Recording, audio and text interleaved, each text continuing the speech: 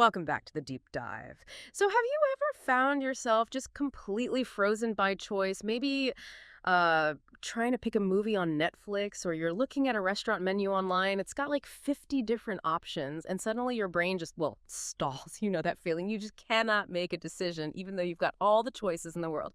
Well, today we're diving deep into exactly that.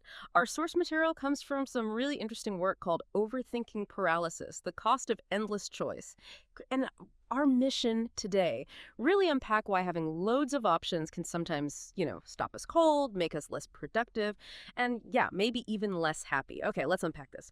So at the heart of this is a concept the source actually calls the overthinking paralysis acceleration principle. Bit of a mouthful, I know, but trust me, it captures something I think we all Right. experience. Oh, absolutely. It really nails that common feeling.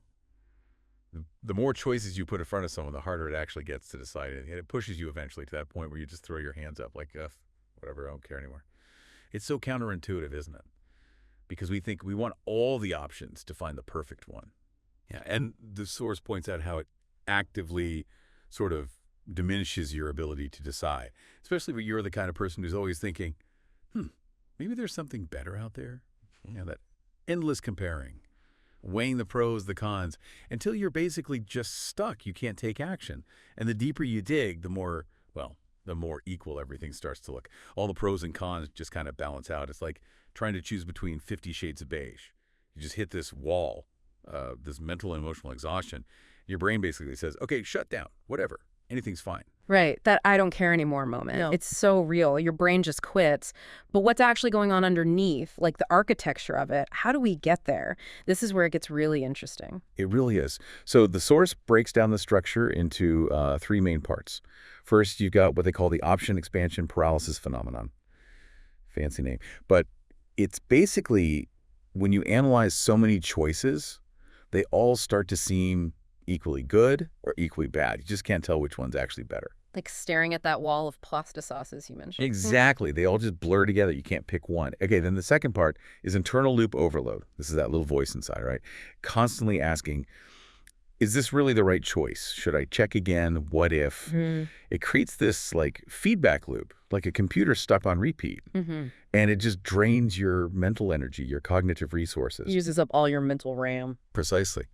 And then finally, when that mental fatigue hits its peak, your brain pulls the emergency brake. That's the dethinking surrender response. That's the literal moment your mind screams, enough, I don't care.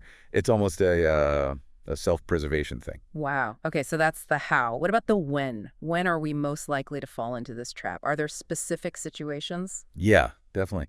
It tends to really kick in when you have, well, just excessive freedom of choice. Think about those enormous restaurant menus that feel like novels. Oh, yeah. Or endless scrolling on Amazon, planning a big trip with tons of options, even huge life decisions like career paths or where to live. And it seems to hit perfectionists harder, or people who really, really hate the idea of regret. Because they're always searching for that perfect option. Exactly, which fuels that endless comparison cycle. Huh. And interestingly, it often gets triggered when you're under a time crunch, but you tell yourself, okay, just think a little more. That pressure just makes the paralysis worse. Okay, so we get the concept, we know when it happens, but how do we, spot it? In ourselves or maybe in others? What are the signs someone's stuck in that swamp of overthinking? Right. Well, there are a few telltale symptoms you might notice. One is after you've compared, all the options start to seem kind of, unappealing. Even the good ones. Yeah, even the ones that initially look great, it's like decision fatigue just makes everything look gray. Another classic sign is going all the way back to the first option you considered after looking at everything else. Right. But by then, you're just too tired to care if it's the right choice or not. You just pick it to be done. No conviction left. None. And maybe the most frustrating symptom is that feeling that the time and effort you spent thinking was just way, way out of proportion to the actual outcome. It often leads to this feeling of self-disgust almost. Why did I waste so much energy on that? Huh.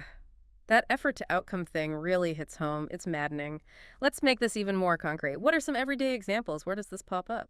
Oh, it's everywhere once you start looking.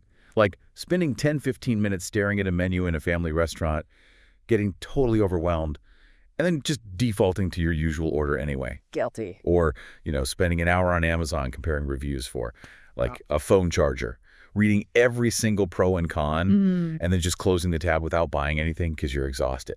Done that too. Yeah.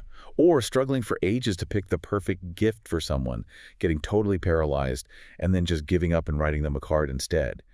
It's so common, actually, that we have all these names for it. You hear people talk about the swamp of overthinking or choice paralysis syndrome. And those sayings like being able to choose everything means choosing nothing, or that slightly depressing one, more options, less happiness. Wow, yeah, those phrases really capture it. Okay, so we've gone through the principle, how it works internally, when it happens, the signs, the everyday examples.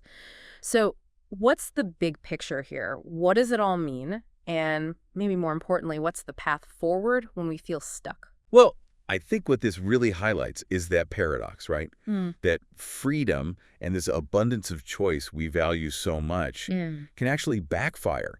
It can literally paralyze us. We assume more choice is always better, but the source material even touches on how sometimes in places with, say, fewer consumer goods, people report being more satisfied with their choices. That's fascinating. Less choice, more happiness It sometimes. seems counterintuitive to us, maybe, Yeah. but yeah. So in that hunt for the absolutely best answer, the overthinking itself becomes the problem. It's like an anchor holding you back. Mm. And here's a key insight, I think. At those moments, what you often need isn't more information. It's not one more review, one more pro-con list. Right. What you might need is actually the courage to just decide. And this isn't just playing with words. The source makes a really crucial point.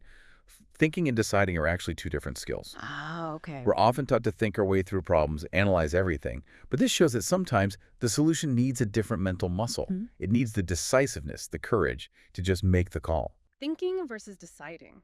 That's a really powerful distinction. This whole deep dive into overthinking paralysis really shows how the abundance we crave can sometimes be our own worst enemy.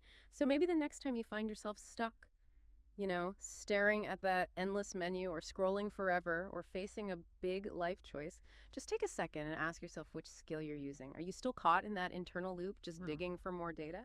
Or maybe it's time to activate that deep thinking response, not by giving up in frustration, but by finding that bit of courage to simply decide and move on. Something to think about, or maybe Mhm. something to decide on. We hope this deep dive gives you some useful tools for navigating those moments.